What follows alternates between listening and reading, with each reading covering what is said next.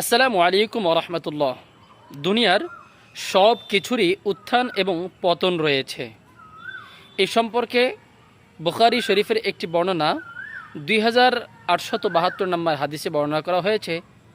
হজরতে আনাস রাদিয়াল্লাহু আনহু বর্ণনা করেন, আল্লাহর নবী মুহাম্মদুর রাসূলুল্লাহ সাল্লাল্লাহু আলাইহি ওয়াসাল্লামের একটি উষ্ট্রি ছিল যার নাম আজবা।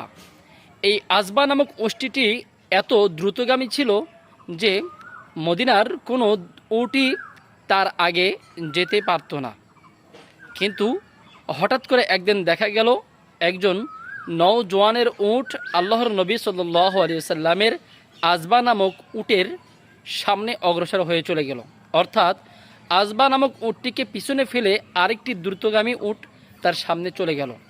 এটা দেখে মুসলমানেরা হতভম্ব হলো এবং মনটা খারাপ করলো এবং তারা চিন্তিত হলো, আল্লাহর নবীর উটের সামনে আরেকটি উট গেল এত দ্রুত বয়ে, এটা কিভাবে সম্ভব? এটা চিন্তা করে সাহাবা একরাম মন খারাপ করে রইলেন।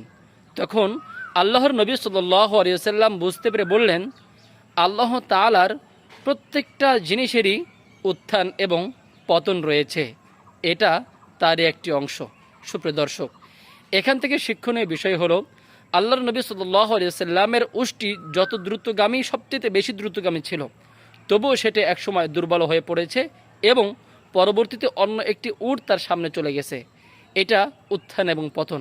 একসময় উষ্ট্রিটি ছিল সবচেয়ে দ্রুতগামী, পরবর্তীতে সেটা পিছিয়ে পড়ে গেছে। তাই আজও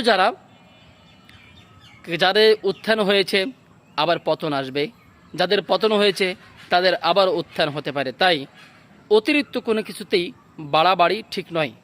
নৈতিকতা বজায় রেখে, সামঞ্জস্যতা বজায় রেখে চলাই উত্তম বা বুদ্ধিমানের কাজ। আল্লাহ হাফেজ। আসসালামু আলাইকুম রহমতুল্লাহ।